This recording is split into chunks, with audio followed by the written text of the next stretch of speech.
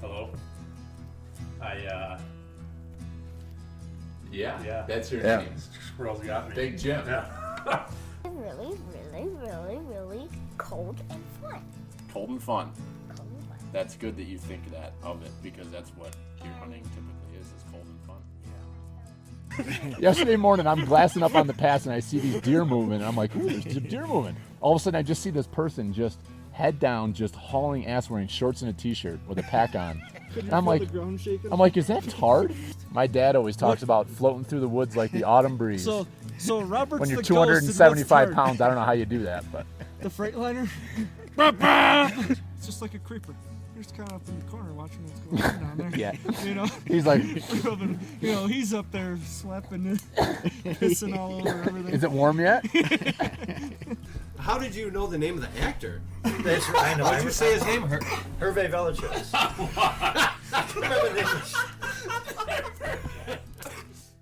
You know what Pertnear means. If you know what Pertnear means and you live in America, you're a redneck too. Welcome to the Log Talk Podcast, brought to you by Pertnear Outdoors.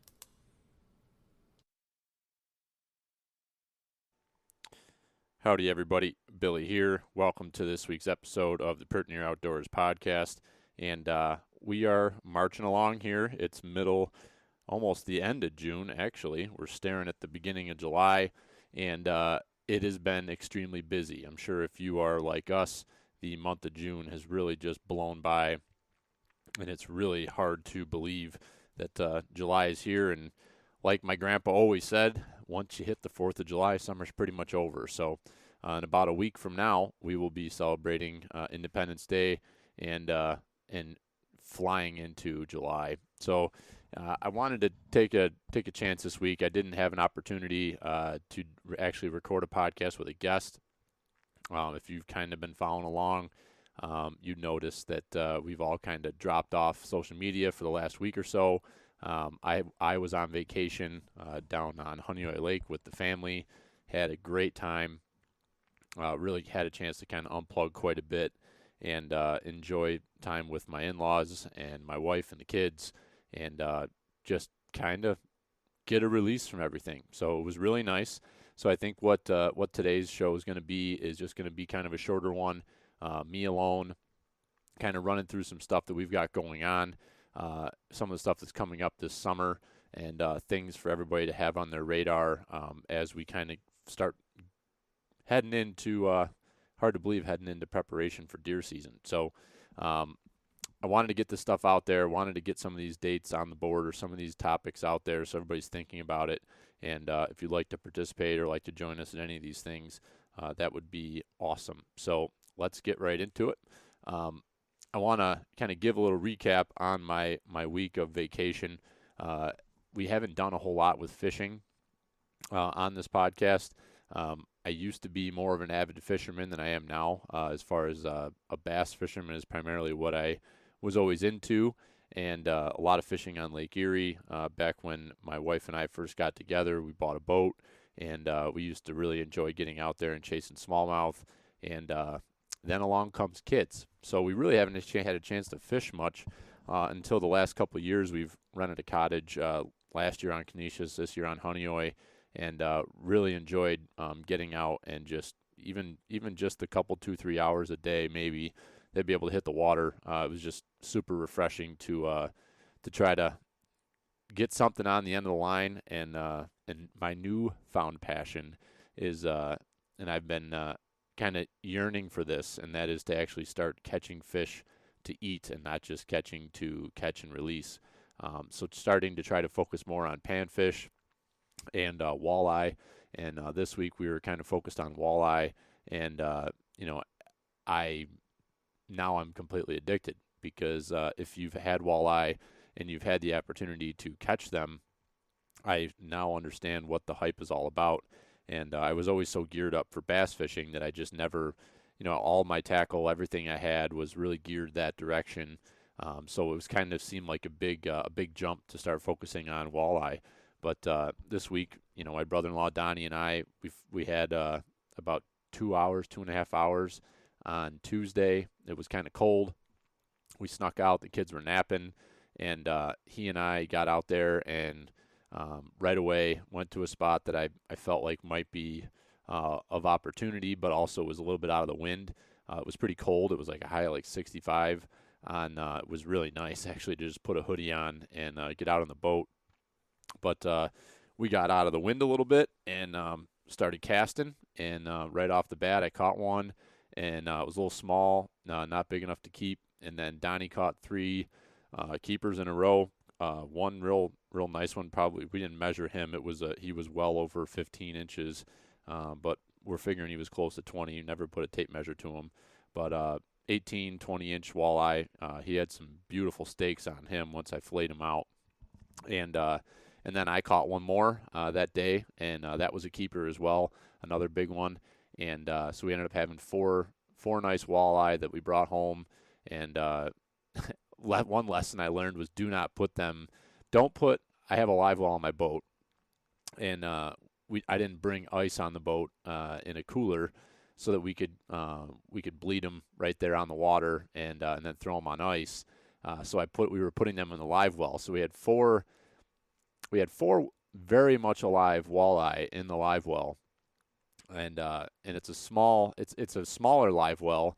The hole is not massive. The fish you gotta shove them down in there, and that was quite the rodeo trying to get the 4 of those fish out of there. I had some fun with that, and then threw them in the cooler and bled them, and put them on ice, and then I ended up filleting them up later at night after all the kids went to bed, and that was then following night, Wednesday, we had a fish fry, and that was freaking fantastic. So I am completely hooked on walleye now, so I think I'll definitely be starting to focus my efforts when I do have the opportunity to go fishing to go after those tasty little buggers, because I want more fish fries. So that was probably the highlight of the vacation, was as far as the outdoors goes, was getting out and fishing a little bit. We caught a little bit of everything. Really do enjoy fishing Honeoye Lake. It seems to have a lot to offer. Probably shouldn't say that publicly, but if you're from the area, you probably already know that. And they've got some just great fishing on that lake.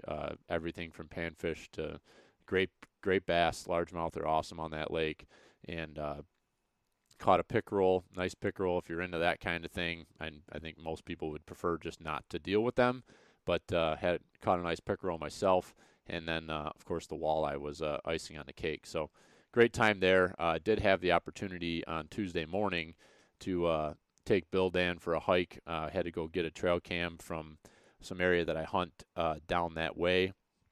And anybody who's in the area of the Finger Lakes, it seems, where it's the worst right now, we have gotten just pounded by gypsy moths.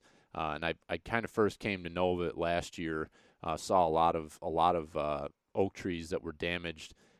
Kind of shocked when I saw it. Didn't really know a whole lot about it until last summer, and noticed it over in the Canandaigua Lake, Naples, down into the south end of the lake, down into Naples.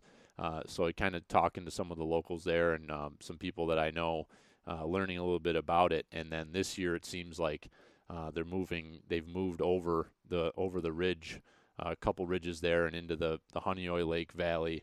And of course that's where our cabin is, and it's really not looking good as far as all the oak trees go. And I took a walk and posted a picture in my story, and just devastating. You can sit there on the lake and look down that valley and see all those ridges and the side hills that are loaded with oak trees, and some really just awesome hunting habitat with those big oak stands. It looks like middle of November, December type of leaf cover right now. I mean, those gypsy moths have destroyed everything. So from the sounds of it, there's a lot of people making an effort to try to, whether it be spray some sort of pesticides. I heard rumor that from some of the locals there that they had seen low-flying planes coming over and appeared to be dropping some sort of pesticides over some of the state land there. So perhaps the state is trying to get involved. So if anybody knows anything about that, be cool to hear.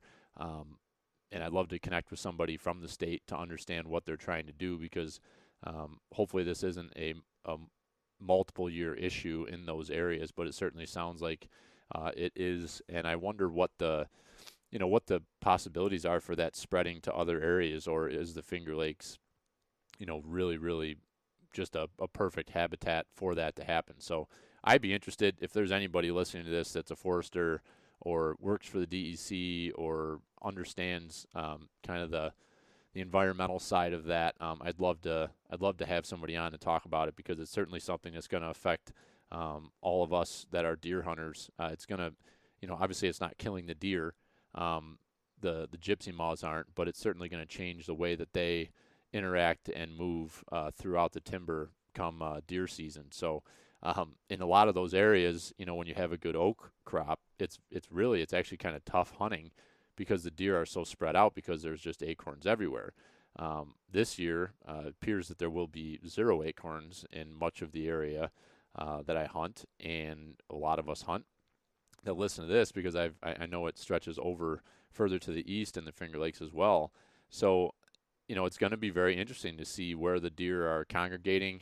I would think it's going to concentrate them a little bit more, where if you find good browse and any mass crop that's available that wasn't damaged by the gypsy moths, I would think that the deer are really going to concentrate in those areas. So in agriculture and food plots will probably be extremely important come this season. So I know Big Jim was saying that our property there in Naples has been super, super heavily hit by the moths, and it seems very open up on the side hills, a lot of the area where it would be normal good bedding area during the summer to give the deer some cooler cover. But right now it's very unnormal or uncommon for us to have bucks hanging on our actual property during the summer. We typically see that bucks move in during deer season once the rut starts approaching, because we do have a nice doe population that lives on our property. But Jimmy's been getting trail cam pictures of a bachelor group of bucks hanging out on our property daily. They don't seem to be leaving, which is, it's a good sign, but you have to wonder if it has something to do with the changes of the forest because of these moths. So all very interesting to watch. Keep your eyes on it. If you do hunt those areas, I recommend getting down there, taking a hike, kind of looking at what you've got going on in your area, and try to maybe get some cameras out or just do some scouting to see where the deer might be hanging, or take some inventory of areas that are thicker now than and blatantly obvious, where there's some transition lines going from open hardwoods to cover. My guess would be that that's where the deer are hanging right now, is in that cover, because there is such little overhead canopy in many of these hardwoods areas. So get down there and check that out. And please, if somebody knows anybody who's an expert on this topic, please reach out directly to me or us on Instagram or Facebook, whatever. Get in touch, because I'd love to have a discussion with somebody about this that is an expert in that field. Next thing I want to chat about is our beer project. So we've gotten that ball rolling over the last couple of weeks. We're gonna do the beer again like we did last fall, but we're trying to do it a little bit earlier this year, and we're trying to have the debut party on a weekend, on a Sunday, to hopefully avoid, weeknight was great. We had an awesome time last year, but it was a Wednesday night in the fall. We had COVID going on. It was just a lot going for all the things we had against us. It was a pretty incredible turnout, and we had a great time, and we're able to raise a few $100 for the National Deer Association and the Venison Donation Coalition with door prizes. So I'm hoping this year we can do even more. What we're going to do is we're going to have the debut party on August 22nd at Windy Brew, figuring 1 to 5, 5 o'clock just being like a rough finish, but they're not going to be kicking people out. Just the actual event will run it from 1 to 5. We're gonna do another naming contest. We put a couple posts out there, got a bunch of great ideas. So thank you all who pitched in your thoughts there. We're going to this week be putting up some posts on our Instagram in the story to vote for the name. So we did that the last time, and that was fun. And Kevin Stewart was the listener who suggested double drop time, and that's what we ended up naming the beer with Windy Brew. And this year we'll be doing the same thing, and hopefully I know we will put together a cool package of prizes for whoever the individual is that we select their name, or not we, but we're going to pick our favorite 4, and then we're going to do a kind of a bracket style. We'll do kind of break them out, do vote for this name versus this name, and then the 2 finalists will go up against each other, and we'll do a vote for that, and then that's how we'll name it. And we'll get the artwork made up, and we'll get some marketing posters out there. So if there's anybody who would like to offer up or has a business or anything like that where you'd like to throw a flyer up, you're more than welcome. We'd really appreciate that. And there's many of you that I know that I will probably be reaching out to ask of that. But again, if you are someone who is interested in participating, whether it be putting up a flyer at your business or your organization, whatever it is you do, a gun club, archery club, something like that, that'd be cool. We're also I was talking with Russ and the folks over there at Windy Brew, and we're kind of trying to make this a pretty good, just a fun event, kind of an open event, and highlighting some of the stuff that we have going on. So we're going to try to get Angelo that shot Frank and Beans. We're going to try to get him to bring the mount. I don't think that will be too hard to get him to do. He's pretty damn proud of that buck, as he should be. So as long as he's available, we're hoping we can get him there. If anybody else wants to bring any bucks, I'm going to talk to a few other people and see if they want to, vendors, if they want to bring a table, or if they have some sort of a little booth or something that they do maybe to market their business or kind of advertise a little bit. So I'll be reaching out to some people. But if there's anybody listening to this who has a business, would like to come and set up a table, I think that'd be awesome. And I know that they're all for it there at Windy Brew. All business is good business, and we love supporting local stuff. So if anybody wants to come and set up a booth or bring any product to sell, have at it. So reach out to me directly, whether you have my cell phone number or our Instagram or social media, whatever. Just shoot a message if you're interested, and we can try to coordinate something there. But most important part, August 22nd, which is a Sunday, 1 to 5 at Windy Brew. Put it on your calendars, and hope to see you there. So we'll probably be updating more with that as we move along. Other event stuff I want to hit on. There's also a Tethrd Teach and Train that we're helping put on. That will be over at Allied Sportsman, or Allied Archery. I should know it. I think it's Allied Sportsman. Sorry, Eric. I'll probably piss off a bunch of people by not saying that right. But over at Allied in Alden, they are Eric is the one that's really putting this together and spearheading it. We're going to help out a little bit, however we can, trying to get the word out there, and we're looking forward to attending that. I know a bunch of us will be there. I'm excited because I've been saddle hunting for a couple of years now, but I really don't know a lot about it. I don't know a whole lot other than what I know I've done myself, and I've gotten to really be very amazed by how in depth some people go with this, far beyond what I do, and I kind of just do what I do because it's what works for me. But I don't know about all the other practices and ideas that people have, or equipment, things of that nature. So excited to get people together there. That's going to be August 14th. There's a registration on the the Tethrd website. Eric has posted it up on a bunch of the different social media pages. But if you go to the tethrdnation.com, you can find that event and you can register. It's free. They just want to know how many people are going to be there so that they know how much stuff to have sent out for the event, and how much food needs to be purchased in order to feed everybody a lunch. So that should be a really good time. From my understanding, it's very open. It's not like you only have to be a Tethrd branded customer. Everybody, it's just kind of a get together. Tethrd just helps put it on and coordinate it, which is really cool. And it sounds like there's some great, if you go, there's a great opportunity to walk away with something. They do a lot of giveaways. So it sounds like a really great time, and I'm excited that we were able to that Eric was able to get one coordinated here, and that the folks from Tethrd were on board with getting one put in the Buffalo area, because I think we can draw a lot from Rochester and Buffalo and the southern tier as well, of people that in this community, in the mobile hunting community, that want to get together and learn from each other and network, and just kind of see what other gear and options and things like that, methods of climbing and whatnot, what different things are out there. So great opportunity. So hope to see you on August 14th at the Allied Archery location over on Clinton Street in Alden. So should be a good time. If you have questions on that, same deal. Hit me up. We'll figure it out.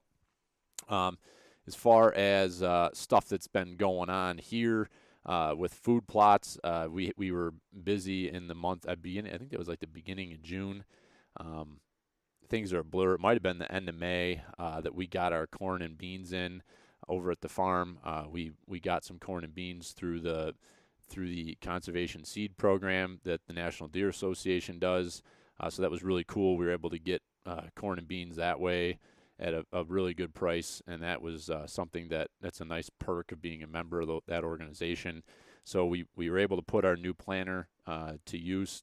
Dallas, Brian, and I, and a few other guys, we split a 2-row John Deere planter that was custom built. I think it was out in Wisconsin is the name, is where the business is from. So we got that planter in and got that corn and beans put in the ground, and we're really trying. I got to get a podcast together with Dallas. We've just been so busy, we haven't been able to get together, but he's really the mastermind behind the food plot stuff, and he's putting all the time and effort into that and really designing where the plots are going and how we're putting them in. But our big focus over the last few years has been trying to stop tilling the ground up and trying to really build the soil quality and have just a wide variety of food available for the deer all year long. So we got the corn and beans in a few weeks ago. We had a little party over there, quote unquote party, where we had like kind of a work day, but we all had the kids, so it was fun getting everybody involved. And we put a bunch of buckwheat in.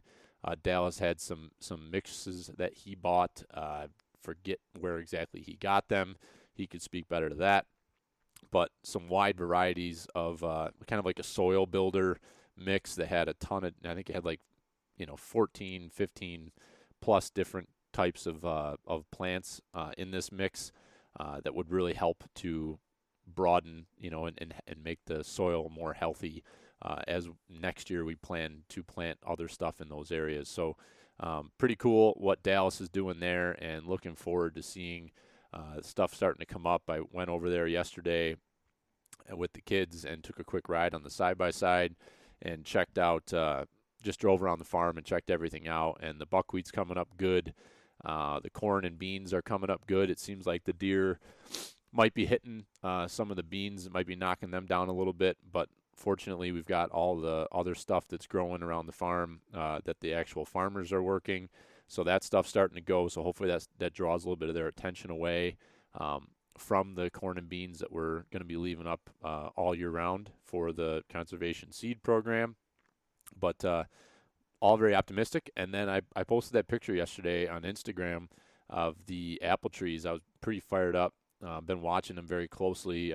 I personally put a ton of work in February and March, trimming out and trying to open up and release some of these old apple trees that we had on the farm that really hadn't had much maintenance done to them.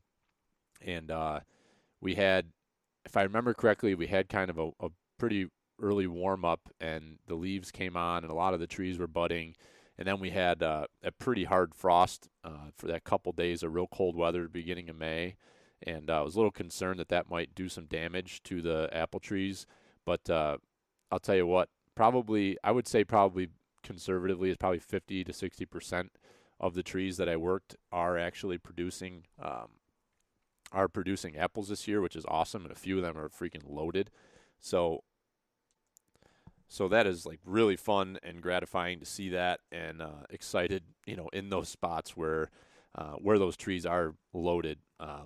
Those are some good hunting spots for us normally. So I'm pretty excited to see that. The area that we talked about when we did that live show with John and Ben back in the winter, we were talking about the area that we just completely thinned out. We cut all the ash out of, or a lot of the ash out of, trying to kind of get it back to where it was before the pasture really grew up on us. There was it was like 4 apple trees in a row on the west side of that patch there.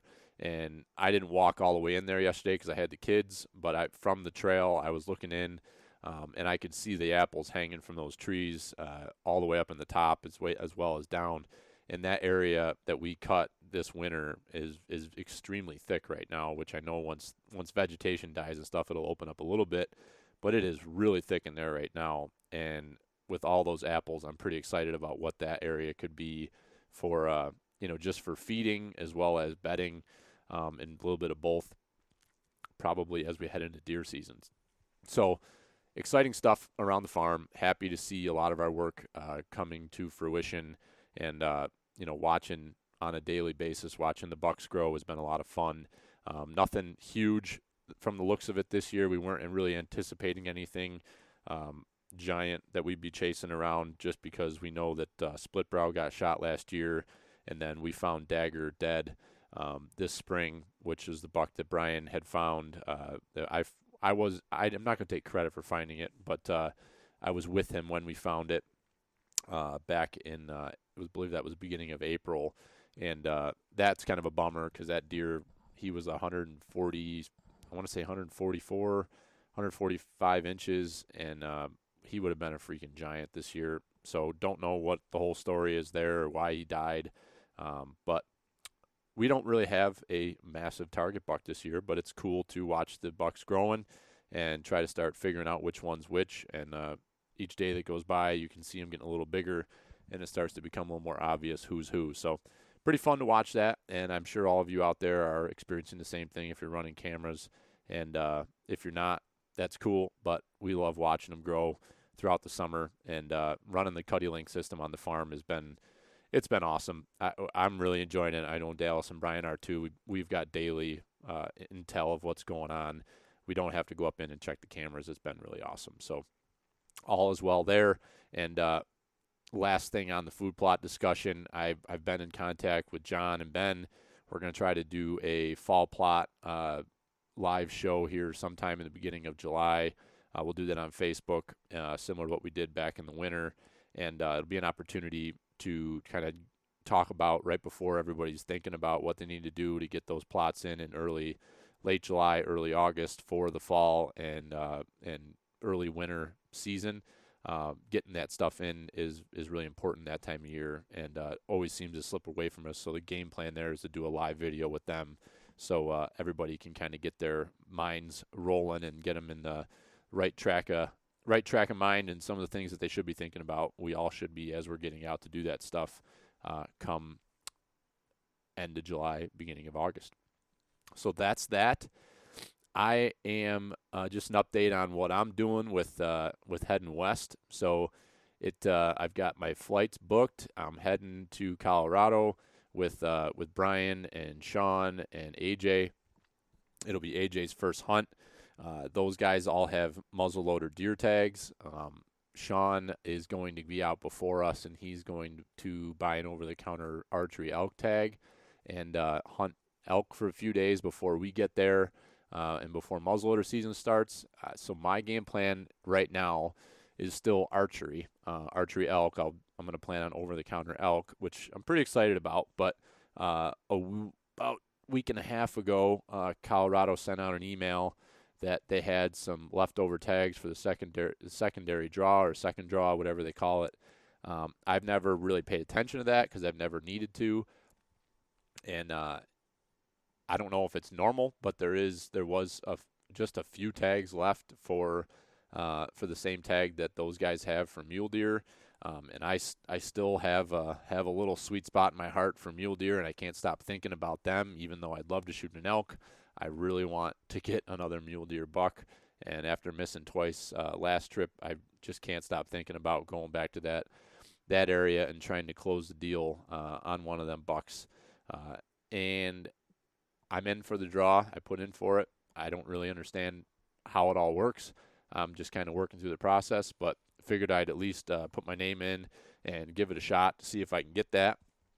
So I think I should be finding out here in the next few weeks whether I will draw that mule deer tag or not, and that'll really hone me in on exactly what my focus will be heading into later July and August as I'm getting ready for that hunt. It's kind of hard to believe.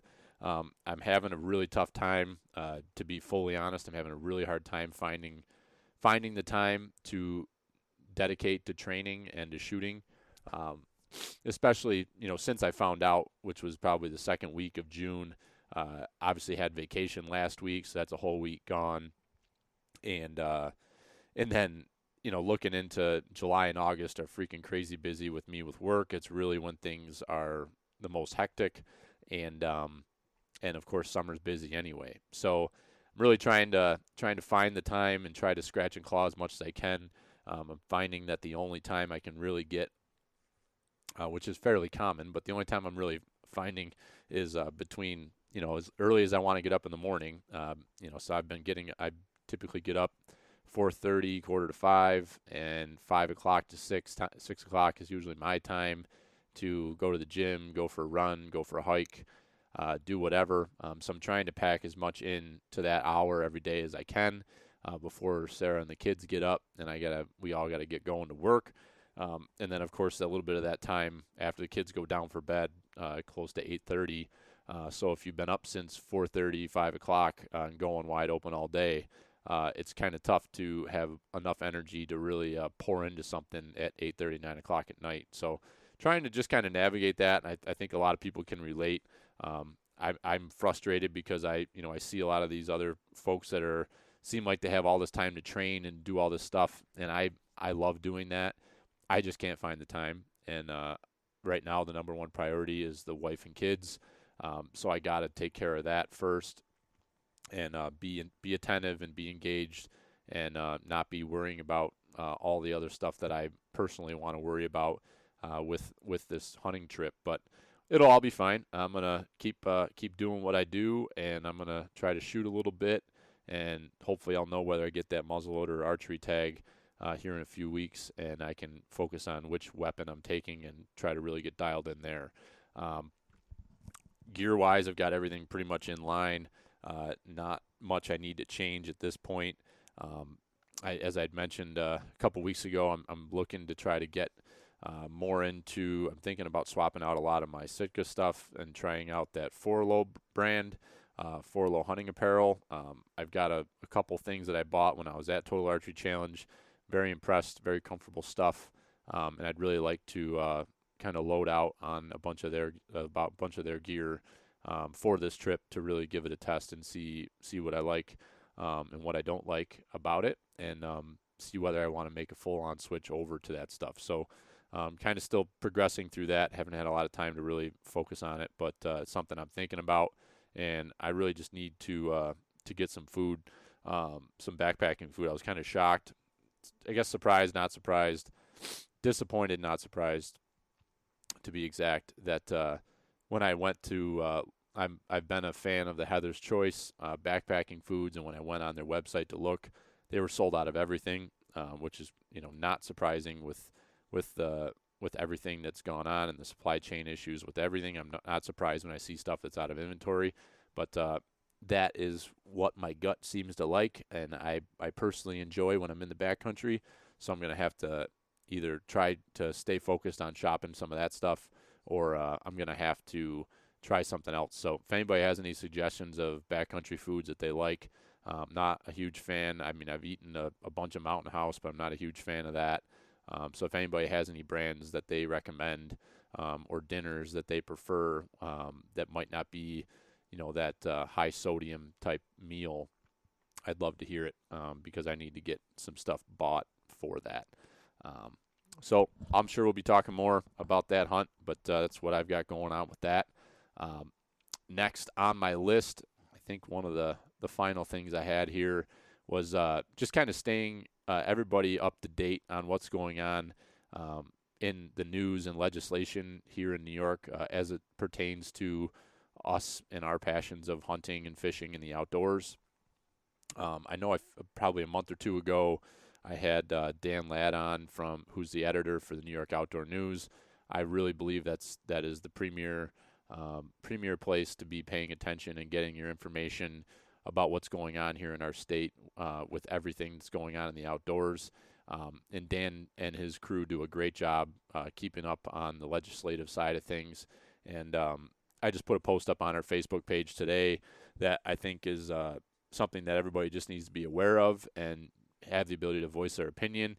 The DEC came out back around the first of the year with their 10-year deer plan update, and there was a bunch of things in there, some things that have been accepted already and some things that are still up for negotiation or on the table, I guess. So you may be pretty familiar with the deer plan, but there are a few things right now that are still open for comment, and they're open until August 8th for public comment. And those items are mandatory blaze orange. And I'm just going to give my personal opinion on these for what it's worth. I think the blaze orange, I don't have any issue wearing blaze orange. I personally always prefer to wear blaze orange when I'm gun hunting. I think it's not only for the safety of myself, but for others. But most importantly, for the safety of myself. If I'm even hunting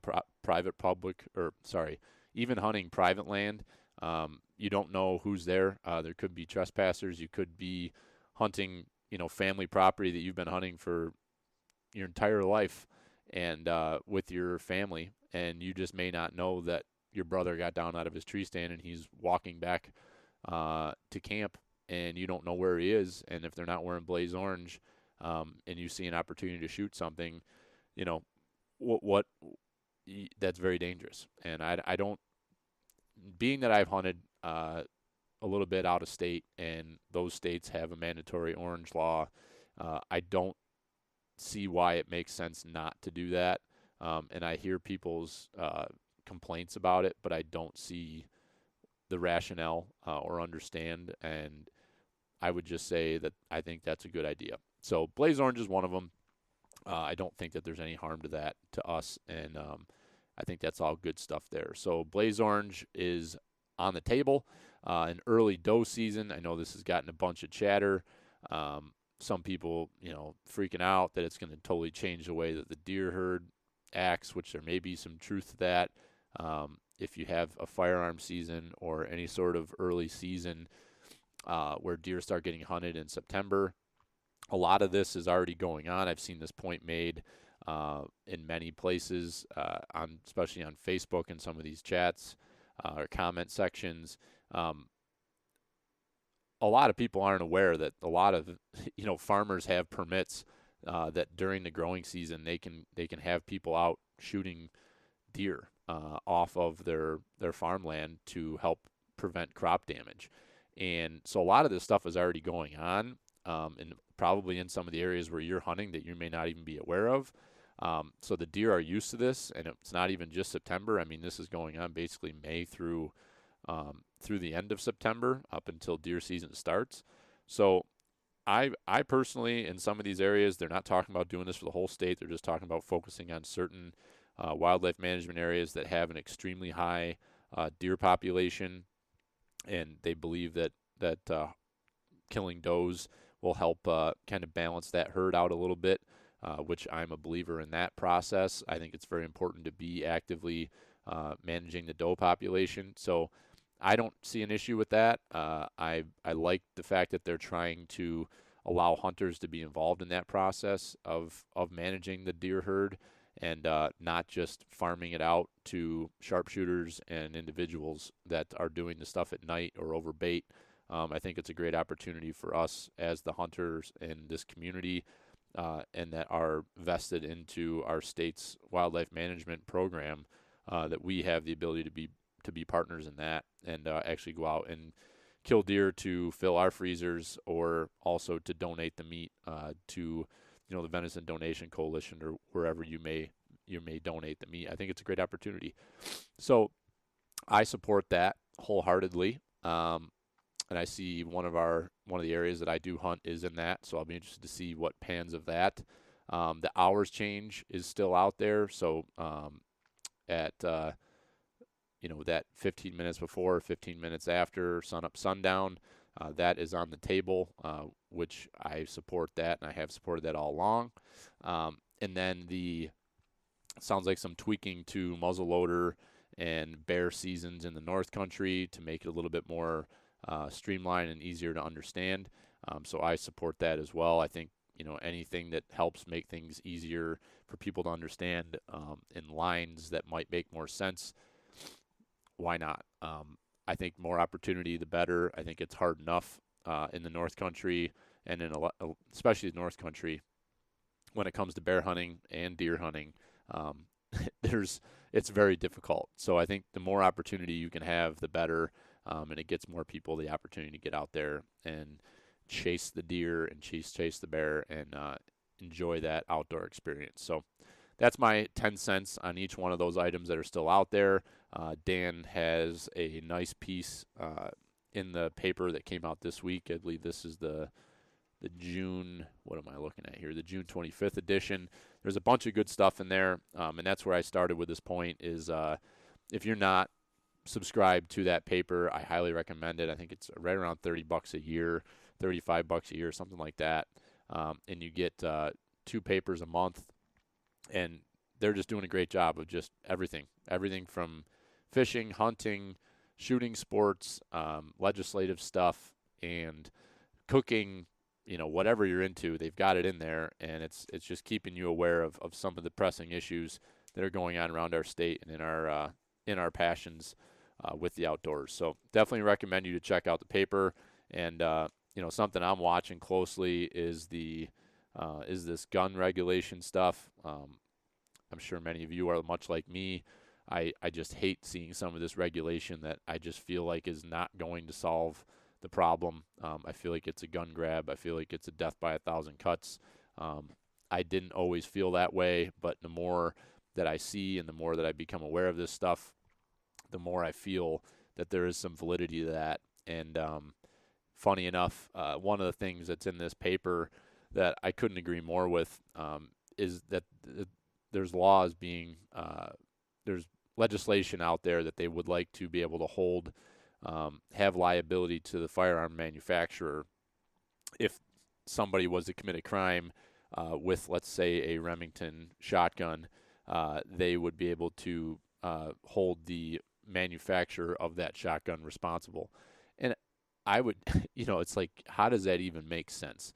And ironically, I'm doing a defensive driving course right now because I got a speeding ticket a few weeks ago, and in there they were making a joke about the fact that are you going to hold the automobile manufacturer liable because the driver was driving unsafe and caused an accident?